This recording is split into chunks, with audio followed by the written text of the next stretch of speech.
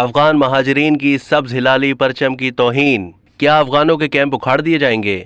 National press club اسلام آباد کے سامنے افغان مہاجرین کی جانب سے مبینہ طور پر پاکستانی پرچم کی بے حرمتی کرنے کے حوالے سے شکایت پر سینٹ کی قائمہ کمیٹی برائے داخلہ نے نوٹس لے لیا۔ سینٹ کمیٹی نے اسلام آباد انتظامیہ اور پولیس کو F6 میں لگے افغانوں کے کیمپ اکھاڑنے اور 15 دنوں میں پیش رفت رپورٹ پیش کرنے کی ہدایت کر دی۔ چیئرمین کمیٹی نے کہا کہ یہ سیکیورٹی رسک ہے، اس کی اجازت نہیں دی جا سکتی۔ اتنے اہم ایریا میں افغانوں کو کس نے بیٹھنے کی اجازت دی؟ اٹھایا جائے۔ ڈی سی اسلام آباد نے بتایا کہ اگر ہم افغانوں کو ڈنڈے مار کر اٹھا دیتے ہیں تو بین الاقوامی دباؤ آئے گا۔ سینیٹر کامل علی آغا نے کہا کہ کل افغانی پارلیمنٹ آ جائیں گے تو پھر ہم کیا کریں گے؟ اسلام آباد انتظامیہ نے غیر ذمہ داری کا مظاہرہ کیا ہے۔